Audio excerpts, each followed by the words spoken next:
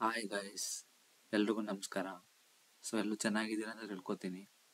So ಎಲ್ಲರೂ P G C T M ಮತ್ತು pharm D ಎಕ್ಸಾಮಿಗೆ prepare ಆಗ್ತಾ ಇದ್ದೀರಾ ಅಂತ ತಿಳ್ಕೊತೀನಿ. ಇವತ್ತಿನ ವಿಷಯ ಬಂದು ಎಂದ್ರ ಬಗ್ಗೆ ಅಂತಂದರೆ, Karnataka examination authority that is KEA ಕಡೆಯಿಂದ ಯಾರ್ಯಾರು ಪಿ ಜಿ ಸಿ ಟಿ ಮತ್ತು ಫಾರ್ಮ್ ಡಿ ಬರಿತಿದ್ದೀರಾ ಮತ್ತು MSc ನರ್ಸಿಂಗು MPT BPT ಇವೆಲ್ಲ ಯಾರು ಅಟೆಂಡ್ ಆಗ್ತಾ ಇದ್ದೀರಾ ಅವರಿಗೆ ಒಂದು ನೋಟಿಫಿಕೇಶನ್ ಬಿಟ್ಟಿದ್ದಾರೆ. ಅದೇನು ಅಂತ ನಾವು ಈ ವಿಡಿಯೋದಲ್ಲಿ ನೋಡ್ತಾ ಹೋಗೋಣ. ಬನ್ನಿ ನೋಡಿ. ಪತ್ರಿಕಾ ಪ್ರಕಟಣೆ 2024 MFARM ಮತ್ತು ಫಾರ್ಮ್ ಡಿ MSc ನರ್ಸಿಂಗ್ ಎಂಪ್ಯಾಟ್ lateral entry PBA nursing BSc HS lateral entry ಮುಂತಾದ ಕೋರ್ಸುಗಳಿಗೆ ಪ್ರವೇಶಿಸುತ್ತಿದೆ. ವಿಕಲಚೇತನ ಅಭ್ಯರ್ಥಿಗಳಿಗೆ ವೈದ್ಯಕೀಯ ತಪಾಸಣೆ. ಗೈಸ್, ನಿಮ್ಮೆಲ್ಲರೂ ಗೊತ್ತಿರಂಗೆ ಸೀಟ್ನ ಕ್ಲೈಮ್ ಮಾಡಬೇಕಾದ್ರೆ ಎಷ್ಟೊಂದು ಥರ ಇದೆ. ಕ್ಯಾಸ್ಟ್ ವೈಸ್ ಕ್ಲೈಮ್ ಮಾಡ್ಬೋದು, ಅಥವಾ ಫಿಸಿಕಲ್ ಹ್ಯಾಂಡಿಕ್ಯಾಪ್ಟೆಡ್ ಥರ ಕ್ಲೈಮ್ ಮಾಡ್ಬೋದು, ಅಥವಾ ಇನ್ಕಮ್ ಮೇಲೆ ಕ್ಲೈಮ್ ಮಾಡ್ಬೋದು, ಜಮ್ಮು ಕಾಶ್ಮೀರ ಮೈಗ್ರೆಂಟ್ ಮೇಲೆ ಕ್ಲೈಮ್ ಮಾಡ್ಬೋದು ಸೀಟ್ನ ಸಿಗಬೇಕು ಅಂತ. ಈ ನೋಟಿಫಿಕೇಶನ್ ಏನ್ರ ಬಗ್ಗೆ ಅಂತಂದರೆ, ಯಾರಾದರೂ ಸ್ಟೂಡೆಂಟ್ಸು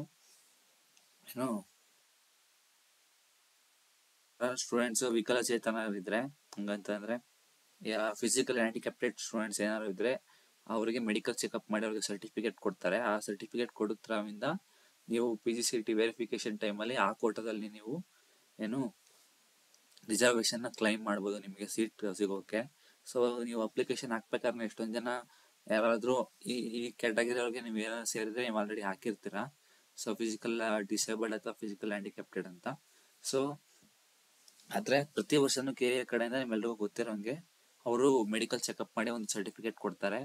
ಸರ್ಟಿಫಿಕೇಟ್ ಕೊಟ್ಟಾದ್ಮೇಲೆ ನೀವು ವೆರಿಫಿಕೇಶನ್ ಟೈಮಲ್ಲಿ ಸಬ್ಮಿಟ್ ಮಾಡಿದರೆ ಮತ್ತೆ ನೀವು ಅದ್ರ ಮೇಲೆ ಕ್ಲೈಮ್ ಮಾಡ್ಬೋದು ಆ ಸೀಟ್ನ ಕೂಡ.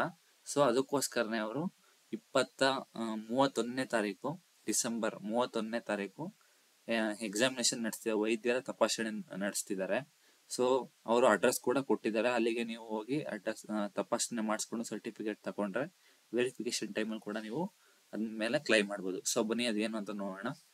ಈ ಮೇಲೆ ತಿಳಿಸಿರುವ ಕೋರ್ಸುಗಳಿಗೆ ಪ್ರವೇಶಾತಿಗೆ ವಿಕಲಚೇತನ ಅಭ್ಯರ್ಥಿಗಳಿಗೆ ಅಂಗವಿಕಲತೆ ಅರ್ಹತೆಯನ್ನು ಪರೀಕ್ಷಿಸಲು ದಿನಾಂಕ 31/12/2024 ಅಂದರೆ ಡಿಸೆಂಬರ್ 31ನೇ ತಾರೀಕು ಅವತ್ತೊಂದೇ ದಿನ ರಂದು ವೈದ್ಯರ ಸಮಿತಿಯಿಂದ ವೈದ್ಯಕೀಯ ತಪಾಸಣೆಯನ್ನು ಕರ್ನಾಟಕ ಪರೀಕ್ಷಾ ಪ್ರಾಧಿಕಾರ ಬೆಂಗಳೂರಿನಲ್ಲಿ ನಡೆಸಲಾಗುವುದು. ದೈಹಿಕ ವಿಕಲಚೇತನದ ವಿಶೇಷ ಪ್ರವರ್ಗದ ಕೋಟಾದ ಅಡಿಯಲ್ಲಿ ಸೀಟನ್ನು ಕೋರುವ ವಿದ್ಯಾರ್ಥಿಗಳು ಬೆಂಗಳೂರಿನ ಕರ್ನಾಟಕ ಎಕ್ಸಾಮಿನೇಷನ್ ಅಥಾರಿಟಿ ಕಚೇರಿಯಲ್ಲಿ ನಡೆಸುವ ವೈದ್ಯಕೀಯ ಪರೀಕ್ಷೆಗೆ ಕಡ್ಡಾಯವಾಗಿ ಹಾಜರಾಗಬೇಕಿರುತ್ತದೆ. ವೈದ್ಯಕೀಯ ಸಮಿತಿಯು ಪರಿಶೀಲಿಸಿ ನೀಡುವ ವಿಕಲಚೇತನ ಅರ್ಹತೆ ವಿಷಯದಲ್ಲಿ ವೈದ್ಯಕೀಯ ಸಮಿತಿ ನಿರ್ಧಾರವೇ ಅಂತಿಮವಾಗಿರುತ್ತದೆ. ನೀವು 31ನೇ ತಾರೀಕು ಹೋಗಿ ಅಲ್ಲಿ ಚೆಕಪ್ ಮಾಡಿಸ್ಕೊಂಡು ಅವರು ಡಾಕ್ಟರ್ ಎಲ್ಲ ನೋಡಿ ನಿಮಗೆ ಒಂದು ಸರ್ಟಿಫಿಕೇಶನ್ ಕೊಡ್ತಾರೆ, ಏನು ಯಾವ ರೀತಿ ಇದೆ ಅಂತ. ಅದೇ ಫೈನಲ್ ಆಗಿರುತ್ತೆ. ನೀವು ಅದು ವೆರಿಫಿಕೇಶನ್ ಟೈಮಲ್ಲಿ ಅದನ್ನ ಕೊಟ್ಟು ನೀವು ಸೀಟ್ನ ಕ್ಲೈಮ್ ಮಾಡ್ಬೋದು. ಅದೇನ ಇವರು ಇಂಗ್ಲೀಷಲ್ಲಿ ಕೊಟ್ಟಿದ್ದಾರೆ ನೋಡಿ. For person with disability PWD MFARM form D MSc nursing MPAT BPAT BPO BPAT lateral entry PV BSc nursing BSc HS and lateral entry. Physically disabled candidates who have applied for the above mentioned courses are hereby informed to appear before the medical board for medical examination with all the necessary medical certificates on 31/12/2024 at Karnataka Examination Authority Bangalore, failing which the candidate will not able to consider for allotment of seats under PWD. ನೀವು ಯಾರು ಈ PWD ಅಲ್ಲಿ claim ಮಾಡ್ತಿದ್ದೀರಾ, ಯಾರು application ಹಾಕ್ಬೇಕಾದ್ರೆ ಹಾಕಿದ್ದೀರಾ, ಅವ್ರು ಕಡ್ಡಾಯವಾಗಿ ಹಾಜರಾಗಲೇಬೇಕು. ಇಲ್ಲ ಅಂತಂದ್ರೆ ಅವ್ರು ಸರ್ಟಿಫಿಕೇಟ್ ಕೊಡಲಿಲ್ಲ ಅಂತಂದ್ರೆ ನೀವು ಕ್ಲೈಮ್ ಮಾಡೋಕ್ಕಾಗಲ್ಲ ಅದ್ರ ಮೇಲೆ.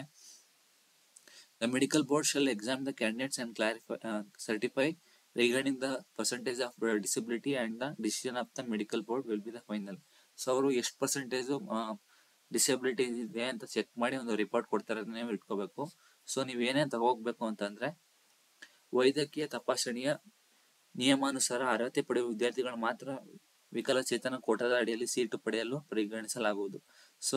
ನೀವು ಕೊಡೋ ಮೆಡಿಕಲ್ ಸರ್ಟಿಫಿಕೇಟ್ ಇಂದ ಅದ್ರ ಮೇಲೆ ನಿಮ್ಗೆ ಸೀಟ್ನ ಡಿಪೆಂಡ್ ಆಗುತ್ತೆ ಇದ್ರಲ್ಲಿ ಕ್ಲೈಮ್ ಮಾಡೋಂಗಿದ್ರೆ. ಅದಕ್ಕೆ ಏನೇನು ತಗೋಗ್ಬೇಕು ಅಂತಂದ್ರೆ, ವೈದ್ಯಕೀಯ ಪರೀಕ್ಷೆ ಅಭ್ಯರ್ಥಿಗಳು ಕಡ್ಡಾಯವಾಗಿ ಈ ಕೆಳಕಂಡ ದಾಖಲೆಗಳನ್ನು ಸಲ್ಲಿಸಬೇಕು. ನಂಬರ್ 1 2024ನೇ ಭರ್ತಿ ಮಾಡಿ ಅಂತಿಮವಾಗಿ ಪ್ರತಿಸಿರುವ ಪ್ರತಿ, ಅಂದರೆ ಅಪ್ಲಿಕೇಶನ್ ನೀವು ಸೆಂಡ್ ಕೊಡಬೇಕು. ನೆಕ್ಸ್ಟ್, ಮಾನ್ಯತೆ ಇರುವ ಅಭ್ಯರ್ಥಿಯ ಭಾವಚಿತ್ರವುಳ್ಳ ಯಾವುದಾದರೂ ಒಂದು ಗುರುತಿನ ಚೀಟಿ, ಯಾವ್ದಾರ ಐಡೆಂಟಿಟಿ ಪ್ರೂಫ್, ಯಾವ್ದಾರ ಡ್ರೈವಿಂಗ್ ಲೈಸೆನ್ಸ್ ಅಥವಾ ಪಾಸ್ಪೋರ್ಟ್ ಅಥವಾ ಆಧಾರ್ ಕಾರ್ಡು, ಪಾನ್ ಕಾರ್ಡು ಅಥವಾ ಎಲೆಕ್ಷನ್ ವೋಟಿಂಗ್ ಕಾರ್ಡು ಯಾವ್ದಾರ ಕೊಡ್ಬೋದು. ನೆಕ್ಸ್ಟ್, ಕರ್ನಾಟಕ ರಾಜ್ಯದಲ್ಲಿ ಯಾವುದೇ ಸರ್ಕಾರಿ ಆಸ್ಪತ್ರೆಯಲ್ಲಿ ಸೇವೆ ಸಲ್ಲಿಸುತ್ತಿರುವ ಸಂಬಂಧಪಟ್ಟ ವಿಕಲಚೇತನ ಕ್ಷೇತ್ರದಲ್ಲಿ ಕ್ಷಮಕರಾದ ವೈದ್ಯರು ನೀಡಿರುವ ವೈದ್ಯಕೀಯ ಪ್ರಮಾಣ ಪತ್ರ. ಸೊ ನಿಮ್ಗೆ ಆಲ್ರೆಡಿ ಏನಾದ್ರು ಫಿಸಿಕಲ್ ಅಂಡ್ ಡಿಸೇಬಲ್ಡ್ ಇದ್ರೆ ನೀವೆಲ್ಲರೂ ಚೆಕಪ್ ಮಾಡಿಸಿದ ಸರ್ಟಿಫಿಕೇಟ್ ನೀವು ಆಲ್ರೆಡಿ ಬೇರೆ ಡಾಕ್ಟರ್ ಹತ್ರ ನೀವು ಸರ್ಟಿಫಿಕೇಟ್ ಪಡ್ಕೊಂಡಿರ್ತಾರಲ್ಲ, ಅದನ್ನ ನೀವು ಸಬ್ಮಿಟ್ ಮಾಡಬೇಕು. ನೆಕ್ಸ್ಟ್ ಬಂದು, ಕಿವುಡುತನದ ಸಮಸ್ಯೆಯಿಂದ ಬಳಲುತ್ತಿರುವ ವಿದ್ಯಾರ್ಥಿಗಳು ಕಡ್ಡಾಯವಾಗಿ ಅಖಿಲ ಭಾರತ ವಾಕ್ ಮತ್ತು ಶ್ರವಣ ಸಂಸ್ಥೆ, ಮೈಸೂರು ಅಥವಾ ನಿಮಾನ್ಸ್, ಬೆಂಗಳೂರು ಆರ್ ಮಣಿಪಾಲ್ ಆಸ್ಪತ್ರೆ ಆರ್ ಸರ್ಕಾರಿ ವಾಕ್ ಮತ್ತು ಶ್ರವಣ ಸಂಸ್ಥೆ, ಲಿಂಗರಾಜಪುರಂ, ಬೆಂಗಳೂರು ಇಲ್ಲಿಂದ ಪಡೆದ BGS brain stem export response, ಇತ್ತೀಚಿನ PTA ರಿಪೋರ್ಟ್.